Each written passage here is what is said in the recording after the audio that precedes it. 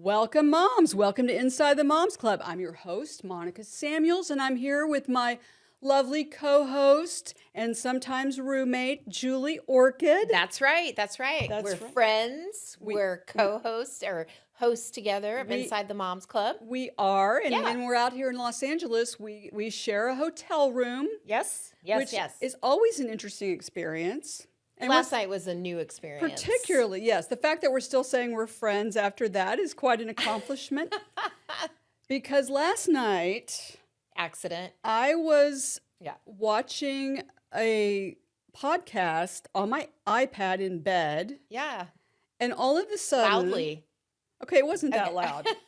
All of a sudden, out of the blue, I see this figure appear over me.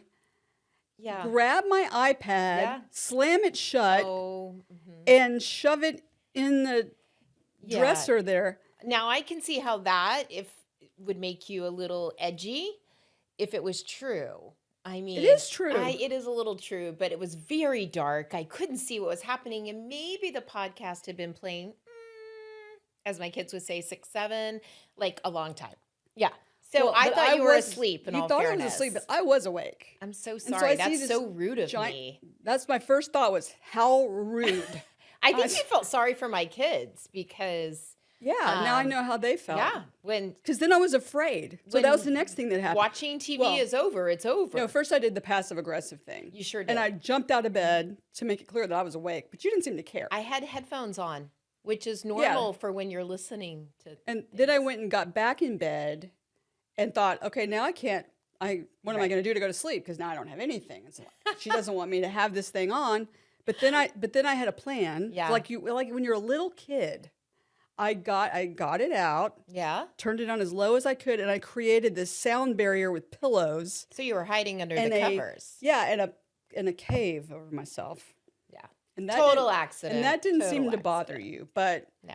Yeah. No, I felt like a child.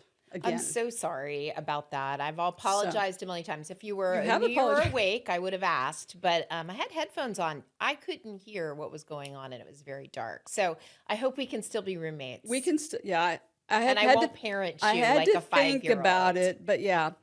But reliving that reminded me of like when I was a child. Yeah. There's rules, which I can barely remember. Bedtime and So I'm excited about our guest because I want to talk to her about things that remind me of that. Because let me explain. Our guest today is an actress, producer, host, and author who garnered the love of millions on the hugely popular sitcom Full House and the Netflix spinoff Fuller House. Yes.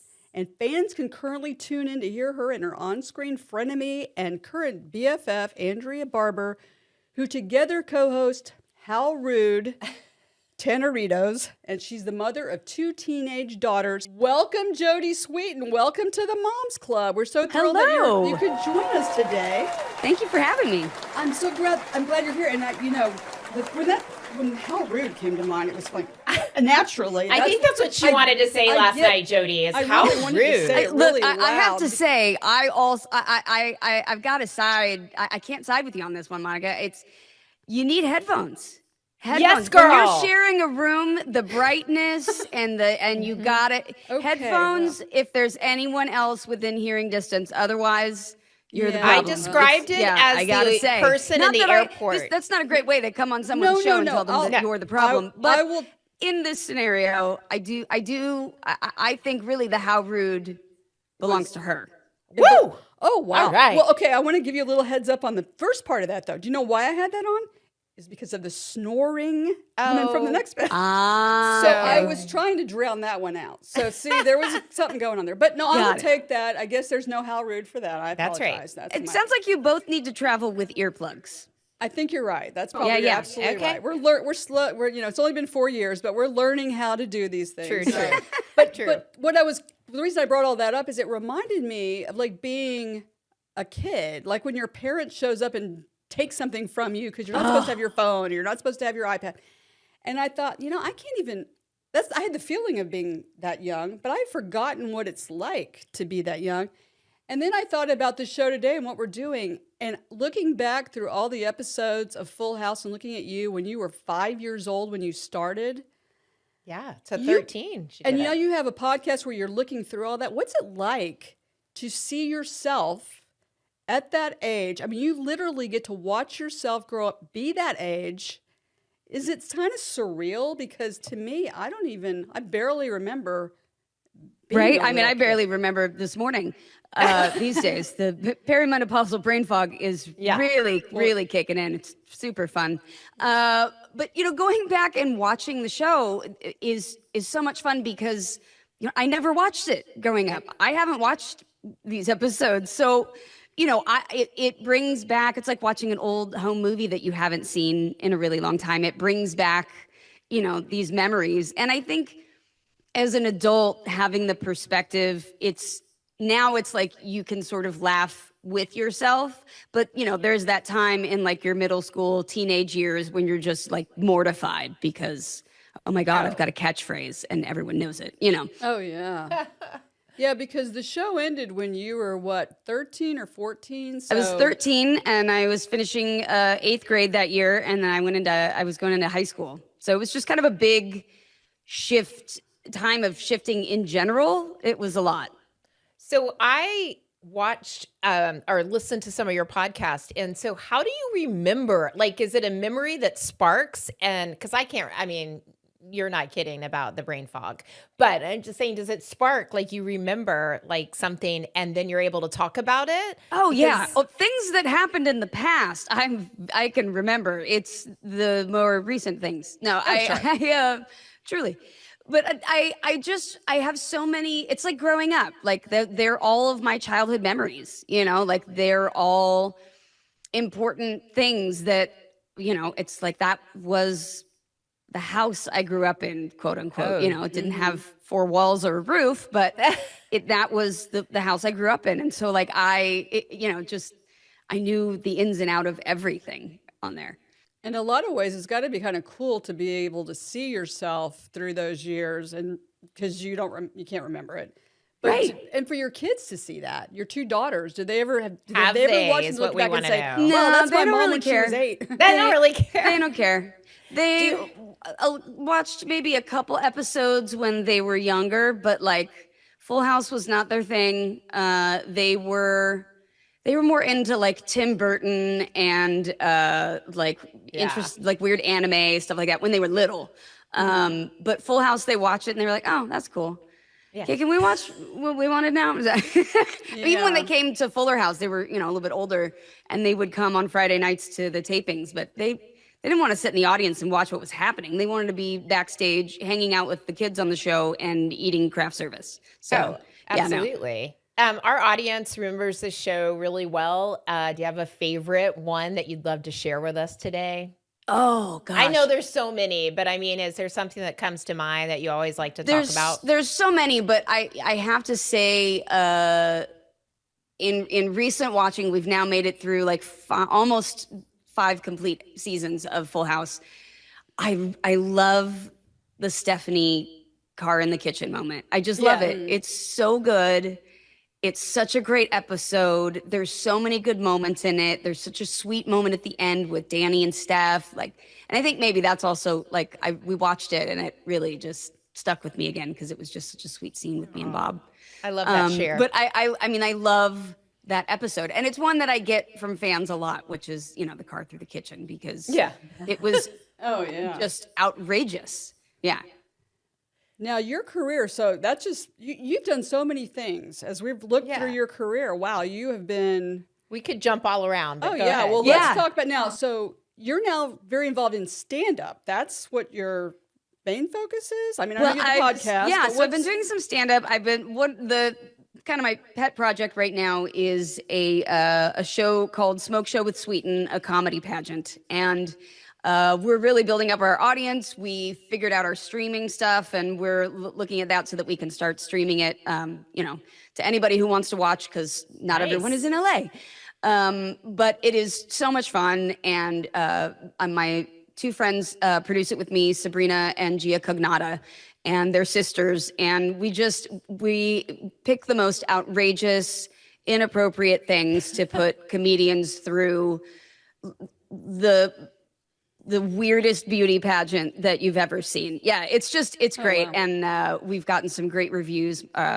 Julie Seabaugh who did all the comedy stuff at LA Times has come every week, and she's like, this is one of the best monthly shows. So that's a huge compliment. But Yeah, no, that's like moving more into comedy, moving more into kind of writing, directing. Like, I mean, I love acting.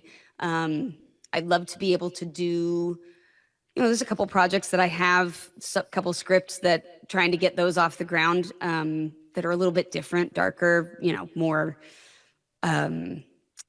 dramatic. Yeah. So yeah. That brings me to what dateless to, am I going to get it wrong? Tell us about what? Wait, the script dateless that I to dangerous had was a different title anyway, so I don't even know what title they wound up going You're like, with. you're changing it all Something around. about my 17-year-old son and dateless and dangerous. It's about incels basically. It's about the radicalization of young men online. Oh, wow. Which is a thing.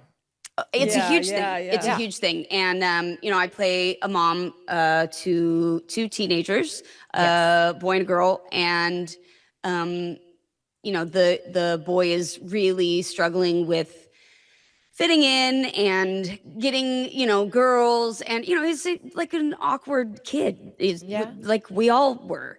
But he is really involved kind of in gaming and starts getting more and more in these kind of radicalized, misogynistic, violent areas of the internet, which we know exist. And then, mom is like, what has happened to you? What's going on? Right. So, it was, I really enjoyed being able to do something more dramatic, Yeah. That's the role I saw you play in there. And I was like, wow, she's going to get a hold of this kid and we're going to, right the ship. Yeah. So, yeah. Well, what do you prefer? Do you prefer comedy or do you prefer drama and what inspired you to, seemed like you're really into comedy, obviously. That's been most of your career and now in stand-up.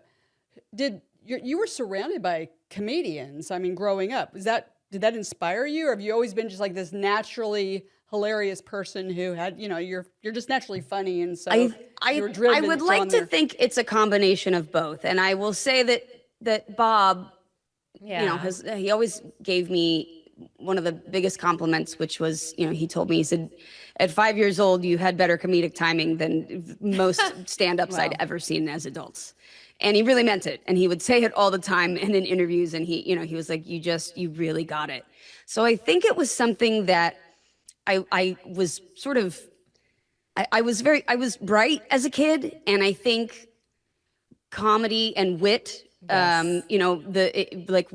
it requires the ability to kind of look at things and see things and, get the joke. And I did at a very early age. So, growing up around two stand-up comedians, as well as their friends who are also stand-ups and all this stuff, I learned a lot about comedy, and I learned a lot of inappropriate jokes, which which went over my head at the time, but now I get them. You're like, wait, I've heard that a long time ago. So I have a quick question. You brought up Bob, and so would love to have, it's so sad, but I also want to know a positive last memory that you had with him and, what he meant to you. Oh my gosh. I know that's a loaded question, but you know what I mean? Like, yeah. He was very popular. I'm trying to remember the last time I had seen him. I believe we had been at Jeff's house, Jeff Franklin, our creator. And I believe it was for like a barbecue or some Labor Day kind of holiday, whatever. We would get together for like family barbecues, and we'd always go to Jeff's. Bob was always kind of the gatherer of the people, and it would be like a family barbecue at Jeff's house. And I have so many memories of Bob and his laughter. Yeah. Like I can hear his laughter, and I can hear him say, "Hey, Joe." Like I know the sound of his voice, and I can still hear it in my head. Yeah.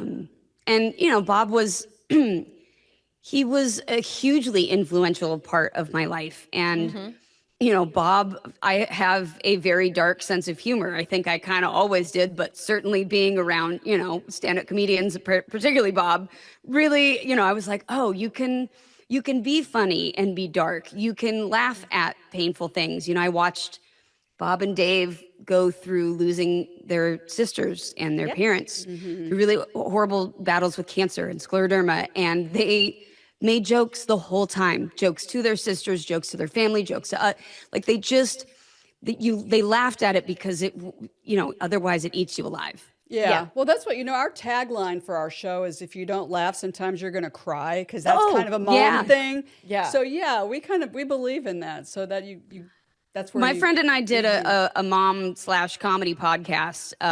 It was, I hate to call it like mom advice, because it was probably everything that you shouldn't do. But it was her and I, and, it was called Never Thought I'd Say This. And it was just about all of the things that, like, as a mom, you're like, I never thought that sentence would have to leave my mouth in regards to another human being, Oh, like, totally. we don't lick the toilet lid. You'd think that, like, humans know that, but when they're little, they don't know that. Yeah. Yeah. I mean, I like to say I run like a really tight shipwreck. That's what I like to say, because yeah, we're like little pirates over here. Yeah.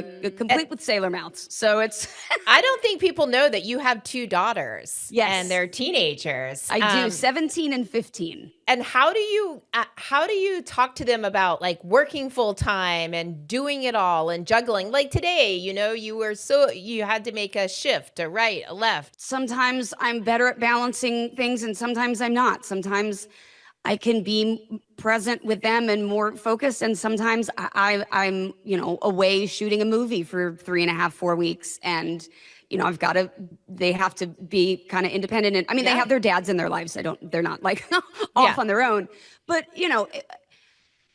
they have seen me go through relationship breakups and, not having any money and figuring it out, and driving a car that somebody gave me, and just to make sure that I could get to a job that, I was making $10 an hour at, and I was fine with. Like, they have watched me do all of those things. And I would like to think that they, it's hard to be a mom and a working mom. We all, we know that there is no balance. People say, how do you balance it all? You're like, I don't. Right. But I would like to think that the moments that I wasn't there, that I did have to show up for something that I love to do, that's important to me, that's my career. I hope that my girls saw that not as something that was more important than them, but as something that they should do too, that we all need fulfilling lives, because we all get to pursue we all can have that, whether you're a mom, like, that's okay. We had an amazing, nanny, and my grandparents or my parents, and, that you call in the village and you help. And I just always hope that my daughters saw that there was nothing that ever held me back. Well, real quick question, this off the top of your head. If you're like a lot of people, you enjoy spas, I would imagine. Do you like to go to the spa? Okay. What's your favorite spa experience? Do you have one favorite thing that, like, if this is the first thing, if it's the only thing I get to do, this is what I want to do? I think it's, So my daughter, my older one, for her 16th birthday, she wanted to go to Disneyland. So we went to Disneyland and really lived it up at the Disneyland Grand Californian, which has a beautiful spa in it. And there was the most just magical, like, meditation, because it's all sort of, based in nature, and it was amazing. And also, one of my favorite facial places, it's called Sula. It was called Sula Face, but now it's just Sula. She's opened another place here in LA. They do buccal massage. So she does a facial that, like, they put on gloves and they get in and, like, work all of this jaw tension, all of the lymphatic drainage. Let me tell you, when you finish, you're like, oh, there's cheekbones. Like, I'm not even kidding you. It, like, if you can get it the day of or day before an event, like, it it makes you glow. It lifts It's called and Sula. shows- yeah. It's amazing. That does sound amazing. Owner's I need name to is try Amanda. that. They started in Toronto, and I got my first treatment up there. Okay. And then I've stayed in touch with her, and now they have an LA version. I'm on Well, we've got an idea for you for another spa experience. So we're very excited that we have a new sponsor. that. Yes. Oh, Woodlock Resorts, which was named the #1 best all-inclusive resort in the U.S. for 2025. It's in the Poconos. It's only 2 hours. So it's not like beautiful. in Texas where it's 400 degrees for the past 4 months. They It's might have a real sauna, but it's not like walking out your front door and Got that's it. your sauna. Like they have got everything. And we are so excited to have them as part of our Inside the Moms Club family and to be a sponsor for our nice. Zoomer moms. And with that, let me welcome a bunch of ladies who'd like to ask you questions, Jodie, our Zoomer moms. Welcome, Zoomer moms, to the Moms Club. hi, Zoomer moms. Hi, ladies. Well, I want to introduce each one of you and introduce yourself. Tell us a little bit about yourself. And do you have a question for Jodie? Let's start with Janine. Hi, Janine. Welcome to the Moms Club. Hi, it's good to see you. Thank you for having me today. Absolutely. The question that I have, and it's about all of our busy lives, and when you're pulled in so many directions and responsibilities and children and work and philanthropies, all of that, sometimes it's hard to squeeze in the time that you need to take care of you and to feel grounded through habits or routines. Can you share some of your thoughts about having some habits and routines that kind of keep your head screwed on straight? Absolutely. So this year, like early in the year, I started really having this moment of like, I feel untethered. I get like you were talking when you're just so busy and you're like, I feel like I'm trying to catch up with my own thoughts and my own life. And you're like kind of racing after yourself almost. I realized, okay, I need to take some time in the morning and really slow down, even if it's 10 minutes. And I started this journaling practice, and then I found this journal company. It's a woman-owned, South Asian woman-owned company called Silk and Sonder, and it's a monthly journal thing, and it's a combination of like bullet journaling for your day, so you can kind of write everything out, and also like there's a theme of the month, like resiliency or acceptance or whatever. And then in the journal, there's also like little questions for you to reflect on. And there's like a 10-minute thing each morning. Ooh, I love that. And so I have that's really cool. in this year made it a huge priority for me. And I can't tell you how just that 10 minutes and literally like writing down my day, even though it's in my phone, writing it down somehow feels like, okay, I can manage this. This is really actually not that bad. Like this is doable. Sometimes in my phone, it's like there's so many lines and I'm like, oh God, it's too much. But I really think like finding a practice for 5 or 10 minutes, even if it's in your car, whatever it might be, find something that works for you and try and stick with it for more than 90 days. Be really religious about it for the first 90 days, because that's about how long it takes To be a habit. to build habits. And it's really changed my life, my mental health. I highly recommend. I agree. That's great. Small I'm gonna bits have of to try journaling in the that. morning. Yep, Yeah. we'll No, I check- journal We're all going the to time. check that out Yeah. for sure. Danny is Janine's daughter, so we're very mother-daughter oriented here. Oh, I love it. Welcome Hello. to the Moms Club. Tell us a little about yourself, and do you have a question for Jodie? Yes, and good to meet you. I'm a huge fan. I feel like you. I've grown up with you, but you do not know me. It's always interesting, people grew up with me, but I have no idea. Yes, exactly. And it seems like you have lived so much life on, off the screen, and you've dipped your toes into a lot of different areas. I'm curious for you, who have been your greatest support systems, or what have been your support systems and why? That's a great question. Oh man. My parents have always supported me and, love me and like have always just wanted the best for me. But I will say as I've gotten like in my 30s and 40s, even a little earlier than that, but I really have found a great group of women that I surround myself with. And I was talking about this the other day about how, I think we're told that girls can't get along or that we're mean to each other or whatever. And so there's this weird stigma, I think, that carries on even into your 20s about like who to trust and how to trust women. And, once I really got over that, I have sisters that I've been friends with for, 15, 16 years now that have seen my kids in the, hospital over FaceTime, like that are just a part of my life. And I couldn't do it without them. And I also have a really badass female team of a manager, publicist, social media person. Like I have an all female team, which I didn't pick it necessarily that way, but man, let me tell you, those women have supported me. So Jodie, you have a mom's club. But You're going to have to start a she's- chapter here because that's speaking our exactly language. what this show is all about. So I'm thrilled to hear that. I know. Christy, welcome to the Moms Club. Tell us a little bit about yourself, and do you have a question for Jodie? Thank you. Yes, Christy Pruitt-Haynes from Hi. Nashville, Tennessee. Hello. And so I am on sort of the other side of mothering. I'm an empty nester, which took a lot to get used to. I literally wrote a book about it to try and process all of this.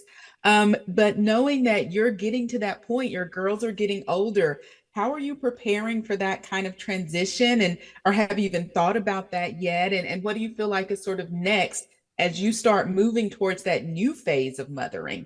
Oh, yeah. Well, it's interesting because, both my girls have two different dads from two different marriages because, I was Same. busy. I'm with I you. was busy. Same. Gotcha. Yeah. Yeah. Which one baby daddy wasn't enough. I had to get two. If at first you don't succeed, try again. Try again. Yeah. And then if you don't succeed again, then One more time. then enjoy for the next 18 years. No,